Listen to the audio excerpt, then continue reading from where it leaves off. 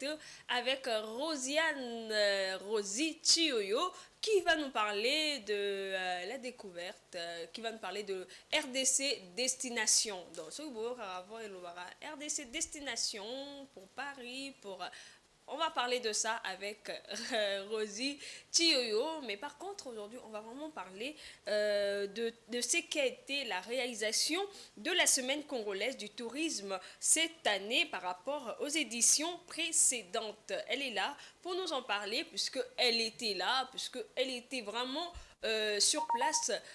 Voilà un peu les images. Donc, elle va nous en parler ici même dans la tranche matinale Wake Up. Bonjour à vous. Bonjour Marise Bolelli. Vous allez bien? Je vais très bien, merci. Vous êtes très belle, hein? Merci, pas plus que vous quand même. Merci. Voilà, on va quand même commencer par savoir quelle a été, ou bien on va parler des principales réalisations de la semaine congolaise du tourisme cette année par rapport aux éditions précédentes. Eh bien, avant d'abord de commencer, Oui. vu que c'est pas tout le monde qui était au courant, Oui. on a d'abord parlé de ce qui s'est passé. Donc, Oui. pendant la semaine passée, Oui. a eu lieu, pendant la semaine passée, pendant 6 jours, la semaine congolaise du tourisme a eu lieu au Palais du Peuple, au Centre d'art d'Afrique centrale. Ça s'est passé pendant 5 jours, pardon, du 26 au 30. Ça a été organisé par le ministre du Tourisme national, Didier Piamba, sous les thèmes tourisme paix. Comme on dit que c'est la 4e édition, ce n'était pas la première ou la 2e, parce que la 3e édition a eu lieu récemment, l'année passée, Oui. en Kolwezi. Oui. Alors, pour répondre à votre question, vous avez dit quelles sont les principales réalisations de cette semaine. Oui. Il faudrait comprendre que contrairement à la 3e édition, qui avait comme thème promouvoir les investissements verts dans le secteur touristique, cette 4e édition, à travers le thème du ministère national, il parle du ministère national, que le ministère national a présenté en fait des démarches à suivre pour promouvoir le tourisme en RDC, notamment dans la formation professionnelle. Il a parlé de plusieurs choses, on a eu plusieurs panels où on a parlé de la formation professionnelle, on a parlé des investissements, on a parlé de tout en fait. Et il y a aussi eu des expositions de stands, on a présenté de stands, on a exposé de stands d'une certaine manière pour diversifier en fait les richesses de la RDC, et on a pu voyager à travers ces stands vers toutes les provinces en fait, parce qu'on a eu plusieurs participants. Il fallait que je le précise au début, je ne l'ai pas précisé. Il fallait que je précise qu'il y a eu plusieurs participants, notamment ceux de toutes les provinces de la République démocratique du Congo. Ils sont venus ici, ils ont présenté leur stand. Et à travers le stand de toutes ces personnes, on a pu voyager en République démocratique du Congo parce que chacun a pu présenter en fait sa province à travers ses expositions. C'était un peu ça en fait. Ok, voilà, c'était la semaine, ce qu'a été les réalisations de la semaine du tourisme en République démocratique du Congo. Et aussi une autre question quand même d'un téléspectateur qui aimerait savoir, une question pour vous, comment a été accueillie l'initiative de transformer les 145 territoires de la RDC en 145 destinations touristiques par le participant? Eh bien, les participants l'ont très bien accueilli parce qu'on a eu à faire des interviews avec certains qui ont trouvé que l'initiative en fait du ministre Pambia était vraiment bien parce que c'est important d'embellir l'image de notre pays. On aimerait que notre pays soit vu d'une autre manière. On a tellement de choses à présenter, on a tellement de potentialités à montrer, et c'était très important en fait de pouvoir travailler dans cette démarche du ministre Pambia. Et je suis sûre et certaine que cette initiative pourra rapporter plus en fait pour notre pays, non seulement sur le plan de vie touristique, mais aussi économique en fait. C'est un peu ça. Le 27 septembre de chaque année, on célèbre la journée mondiale du tourisme, et je crois que récemment aussi c'était le même thème qu'on a eu avec Monsieur Jésus Noël Tchéké, qui a aussi commencé son discours par l'hymne national. Je vais essayer un peu de vous rappeler ce qui s'est passé. À part cela, le thème était aussi le tourisme et la paix. Pourquoi est-ce qu'on parle du tourisme et la paix? Parce que la RDC que vous voyez, ce beau et grand pays que vous voyez, est un pays magnifique qui peut être transformé vraiment à un lieu touristique, vraiment merveilleux et magnifique. Nous parlons de la paix puisque nous voulons que cela se fasse dans la paix.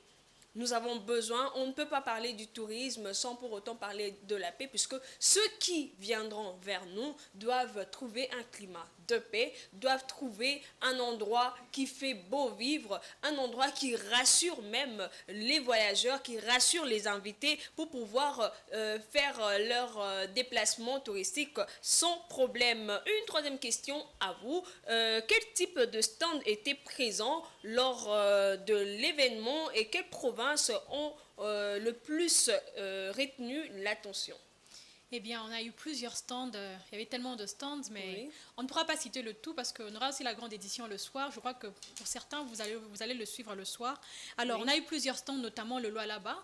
Oui. Le Lualaba qui a présenté, en fait, qui nous a présenté, qui nous a fait vivre, en fait, qui nous a fait vivre. C'est comme si on était au Lualaba, en nous Oui. présentant ses œuvres, en nous présentant ce qu'ils peuvent offrir, leur potentialité, pardon. Oui. Ils ont montré comment est-ce que certains artistes, à travers les minéraux, peuvent produire des œuvres, peuvent produire d'autres matériels.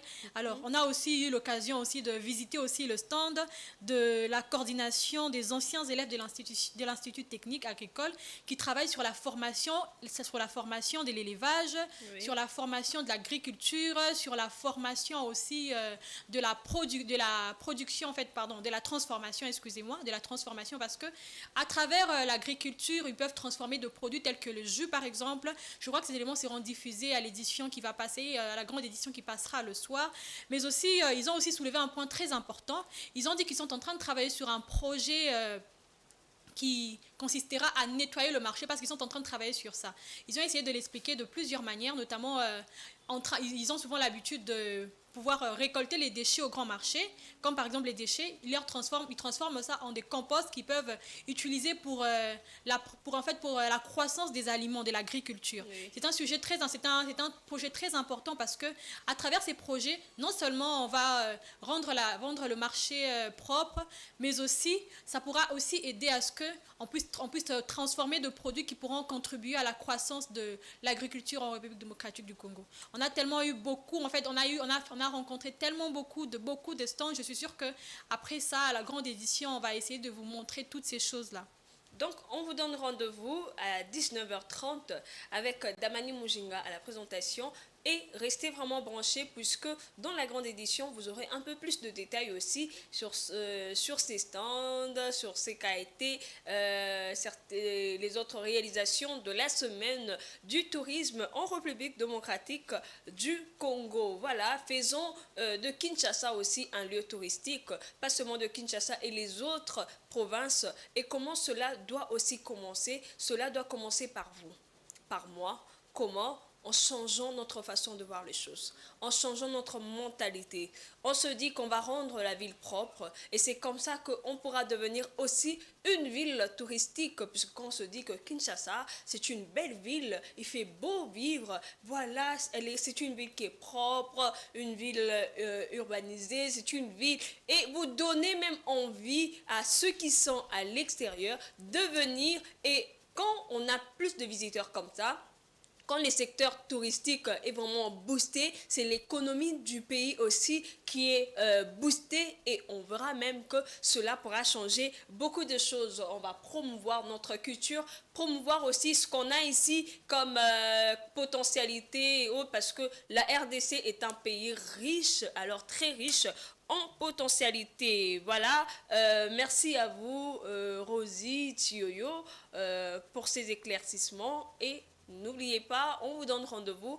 à 19h30 pour la grande édition du journal télévisé pour avoir un peu plus de détails aussi sur d'autres choses. Merci à vous. Merci Maryse Bolelli. Voilà, on va poursuivre notre tranche matinale dans la bonne humeur, dans l'ambiance avec cette belle chanson et nous reviendrons